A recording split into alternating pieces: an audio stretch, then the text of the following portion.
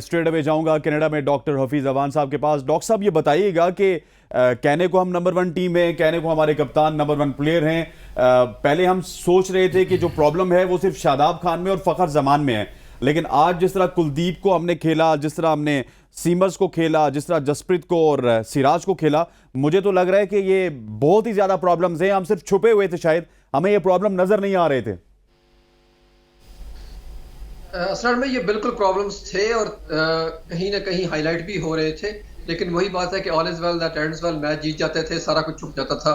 तो हम इस पे बात करना या कोई करे भी तो उस पर भी क्रिटिसाइज होता था कि यार सब कुछ तो ठीक हो रहा है, आप क्यों बोल रहे हैं इस पे। तो मेरा ख्याल है कि इन चीज़ों को हाईलाइट होना चाहिए था। हम कमज़ोर टीमों के खिलाफ जीत कर नंबर वन हुए, इसमें कोई शक नहीं है, क्योंकि हम बड़ी टीमों के साथ मैच खेल ही बहुत कम रहे हैं कंपेरेटिवली। और ओवरऑल भी अगर देखें तो पहले पिछले पूरे साल में हमने 31 ओनली मैचेस खेलने बल्कि 19 के बाद। तो मेरा ख्याल है कि असल प्रॉब्लम वहीं पे है कि हम कंपेटिटिव क्रिकेट नहीं खेल रहे।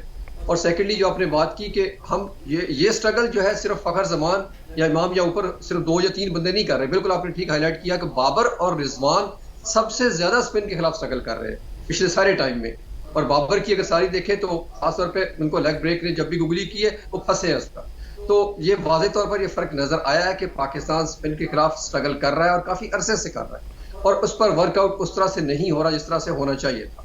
बाकी रही बात कि फखर जमान ने क्या किया, फखर जमान काफी तो बहुत ठीक है, उनकी पहले 3 सेंचुरियां हैं, उसको हमेशा हाईलाइट कर दिया जाता है, लेकिन सिचुएशनल क्या है देखना ये है। अब वो सिर्फ नाम पर खेल गए कि उन्होंने चैंपियन ट्रॉफी में इंडिया के खिलाफ स्कोर किया था, तो उसकी बेस पर हमने खिला लिया। उसके बैकअप पर जब हमारे पास शान मसूद थे जो टेस्ट में भी रन्स वनडे की तरह कर रहे थे, तो उनको हमने बैकअप में रखा ही नहीं, बल्कि वहां पर अब्दुल्ला शफीक को लाकर बिठाया गया।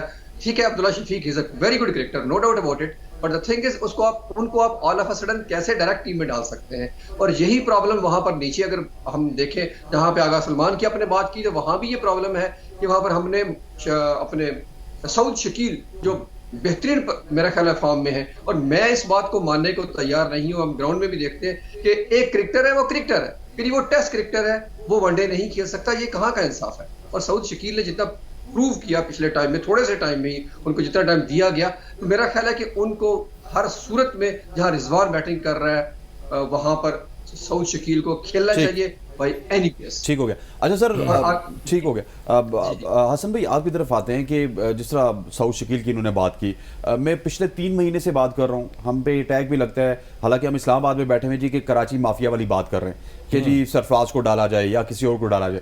अब सरफराज को मैं इस वजह से कह रहा था यार कि वो स्पिन को अच्छा खेलते हैं, डालना चाहिए, he knows how to play spin, ठीक है। उसके बाद मुझे बताएं कि आगा सलमान जो कि बैटिंग में पैथेटिकली लगे हमें और बहुत बुरी तरह से फेल हुए हैं इस पूरे एशिया कप में, बॉलिंग में उनको छुपाया जा रहा है इंडिया जैसी टीम के खिलाफ। ये वर्ल्ड कप में क्या करेंगे, क्योंकि वहां पे आपको नेपाल के साथ या आपको बांग्लादेश के साथ या श्रीलंका के साथ नहीं खेलना, वर्ल्ड की 9 टॉप टीमों के साथ खेलना है आपने। देखिए, वर्ल्ड की 9 टॉप टीमों के खिलाफ खेलना है तो उसके लिए स्ट्रेटजी भी ऐसी होनी चाहिए जिस तरह से आज इंडिया ने की है हमारे अगेंस्ट। नंबर 1 रैंकिंग में टीम हमारी वनडे की है, और जिस तरह से उन्होंने बॉलिंग, बैटिंग, फील्डिंग में जो प्रेशर डाला है आप पे, और वो नज़र आ गया, वाज़ेह हो गया कि बिल्कुल स्प्लिट हुई है टीम।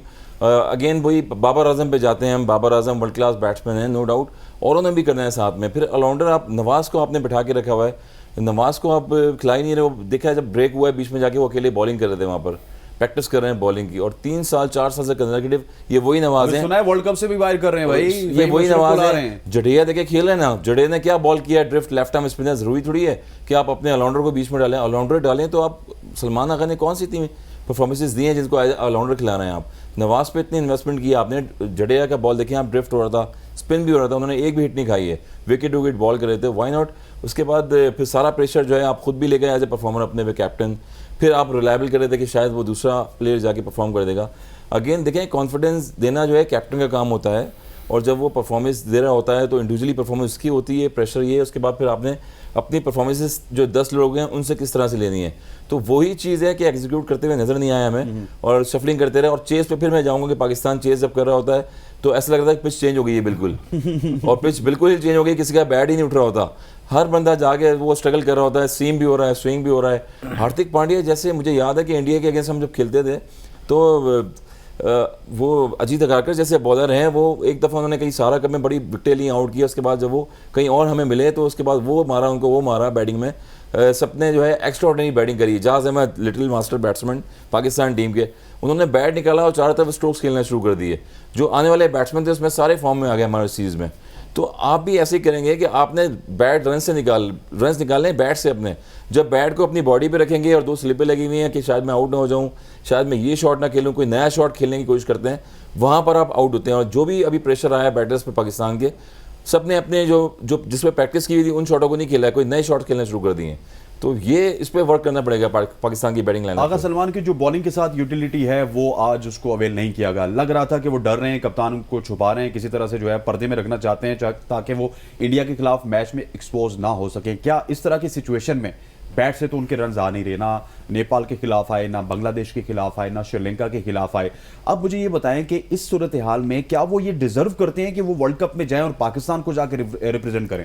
देखिए, अगर आप पाकिस्तान की क्रिकेट को पिछले एक साल में ना बहुत क्लोजली मॉनिटर कर रहे हैं ना, तो मेरे ख्याल में आगा सलमान एक ऐसा कैरेक्टर है जो कि मेरे जैसे बंदे को समझ में नहीं आ रहा था। क्योंकि मुझे ऐसा लग रहा था कि यार आप आगा सलमान को ज़बरदस्ती एक बैटिंग ऑलराउंडर की तरह उसको इंट्रोड्यूस करना चाह रहे हैं, जहाँ पर नहीं भी ज़रूरत थी आप वहाँ पर भी आगा से बॉलिंग करा रहे थे जस्ट टू जस्टिफाई इस प्लेस कि अगर वो लेट्स से बैटिंग में नहीं भी कामयाब हुआ तो हम बॉलिंग से कुछ ना कुछ कर लेगा एंड वी विल जस्टिफाई इस प्लेस। लेकिन एक्सपोज हुआ आज हुआ ये कि आज जब आपकी क्रंच सिचुएशन थी, हसन भाई ने और हमने बैट के दरमियान में मिड ब्रेक में यही बात कर रहे थे कि यार जब मिड ब्रेक में मैच स्टार्ट होने से पहले जब ये न्यूज़ आई कि हारिस रऊफ इंजर्ड हो गया, तो हम दोनों ने इस बात पे एग्री किया कि यार अगर स्पिनर को किसी को कवर करना है इनके ओवर तो that has to be Agha Salman rather than Iftikhar. Iftikhar का चक्कर ये कि इफ्तिखार की बॉल में बहुत ज़्यादा फ्लाइट देते हैं, बॉल छोड़ते हैं इफ्तिखार। आगा सलमान बॉल खींच के करता है। If I am a captain जिसको पता है कि यार रन्स पड़ रहे हैं, मैं क्या फ्लाइट देने वाले बॉलर को बॉल दूंगा या मैं किसी को उस बॉलर को दूंगा जो खींच के बॉल करेगा। आप होंगे ना, अक्सर हम डोमेस्टिक खेलते थे तो कोई पार्टनरशिप लग जाती थी, तो नॉन रेगुलर जो बॉलर होता था उसको भी हम करवाते थे।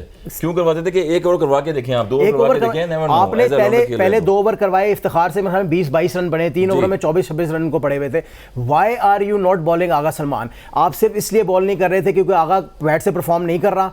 अगर वो आज बॉल में भी फेंटा खाएगा, मुड़ के बैटिंग आएगी और बैटिंग में ना कर पाए ना, तो सारा का सारा ब्लेम उनके ऊपर जाएगा। लेकिन फॉर्चुनेटली और अनफॉर्चुनेटली पाकिस्तान की आवाम, हम लोग क्रिकेट को थोड़ा बहुत समझते हैं और हम we will not let you go hide with this.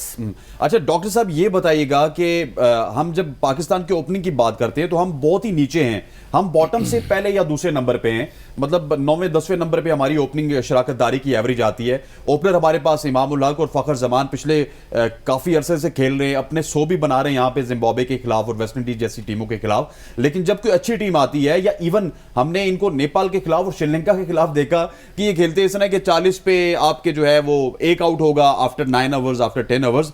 Opening से ही प्रेशर बनता है और ओपनर्स हमारे लिए दर्द सर बनते हुए जा रहे हैं।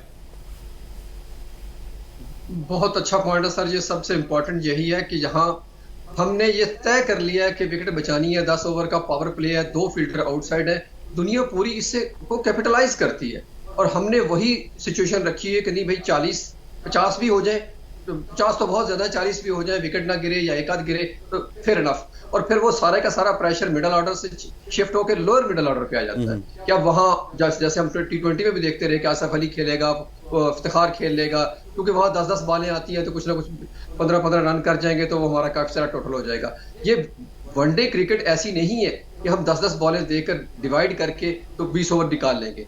वो यहाँ पर प्रॉपर हमें ओपनर्स की जरूरत है। और जो सबसे बड़ी जो हम आपने बात की, जो प्रॉब्लम क्रिएट कर रहा है वो फखर जमान इमाम उल हक की तरह खेल रहा है, इमाम उल हक की तरह ही खेल रहा है।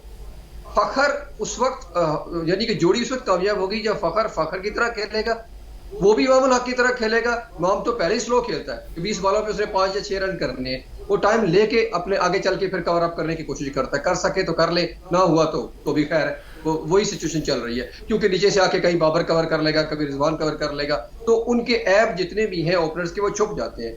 फखर को अटैक करके खेलना पड़ेगा, जैसे इस दफा इंडिया ने बताया कि भाई ऊपर से खेलेंगे तो नीचे वाले भी रन कर लेंगे। ऊपर वाले 250 की, नीचे वाले ने 100 करके दिखा दिया ऊपर। और पाकिस्तान की तो ये हिस्ट्री है कि जब से हमारे ओपनर रन नहीं करते, हम सुपरस्टार रखने के बावजूद भी मिडिल ऑर्डर और लोअर मिडिल ऑर्डर में खिलाफ होते हुए नजर आए।